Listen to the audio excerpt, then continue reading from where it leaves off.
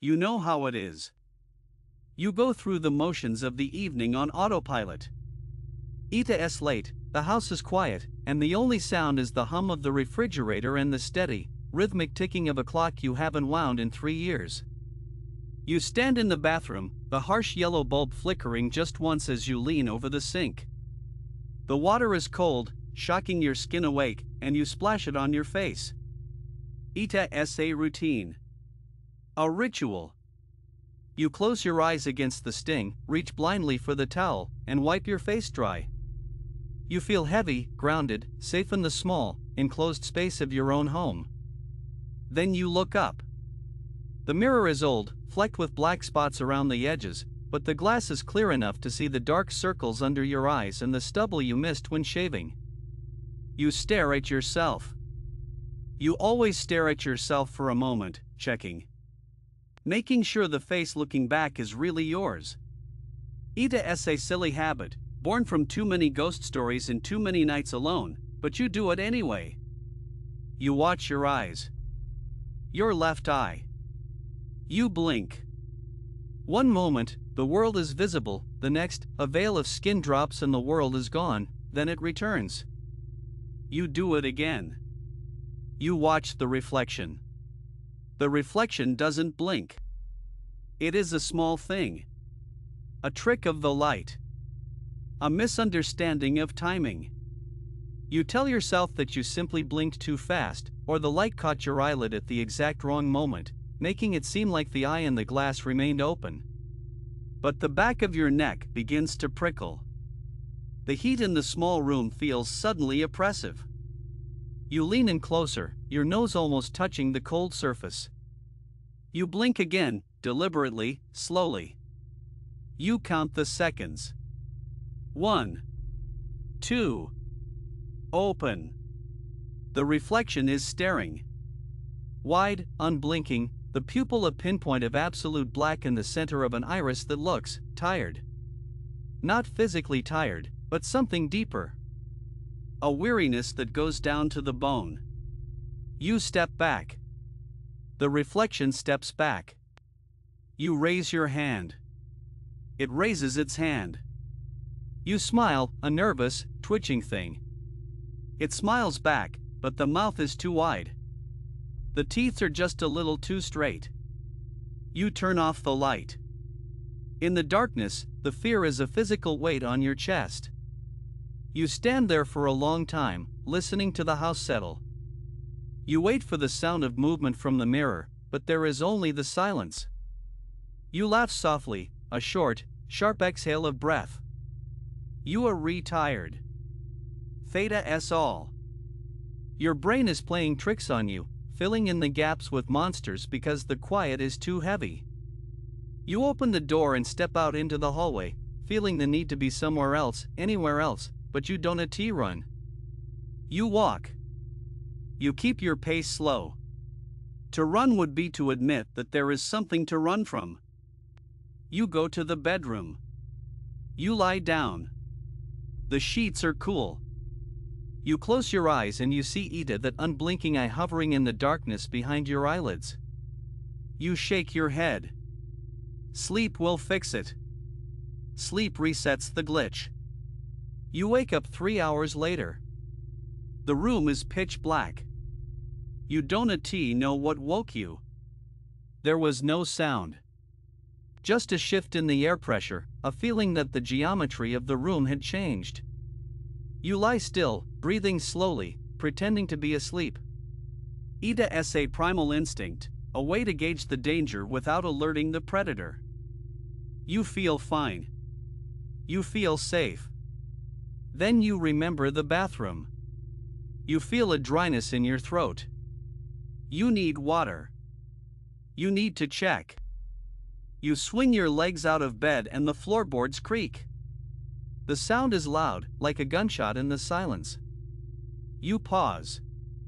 You listen. From the bathroom, at the end of the hall, you hear a drip. Plip, plip, plip. It's the faucet. It always drips. You have meant to fix the washer for months. You walk down the hallway. The darkness seems to cling to the walls, thick and viscous. You reach the bathroom door.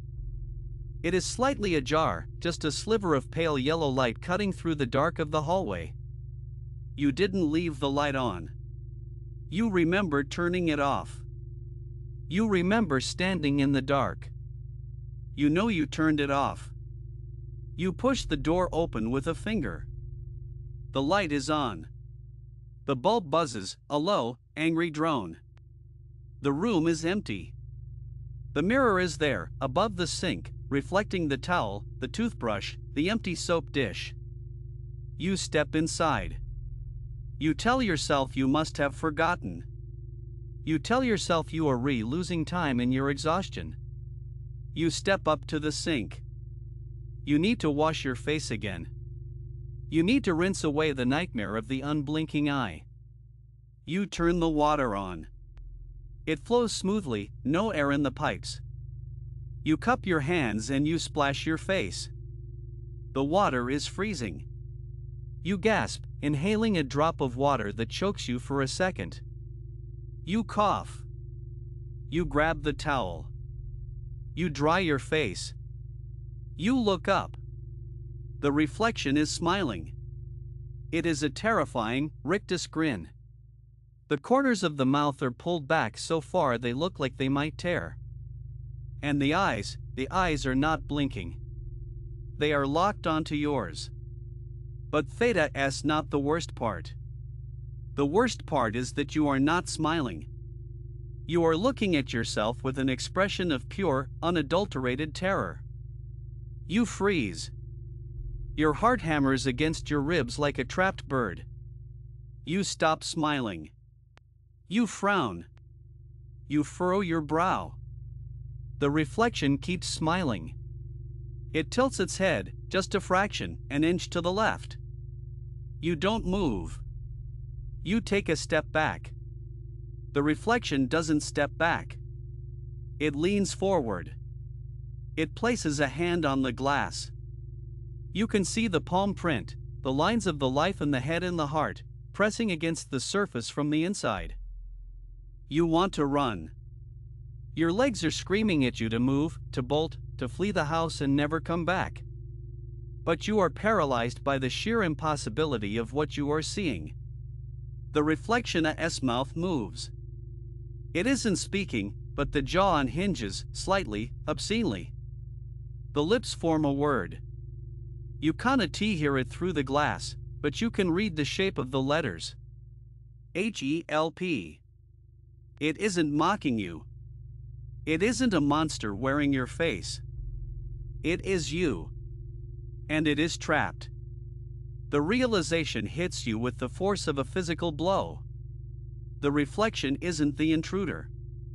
You are. You aren't looking into a mirror. You are looking through a window. You are the reflection.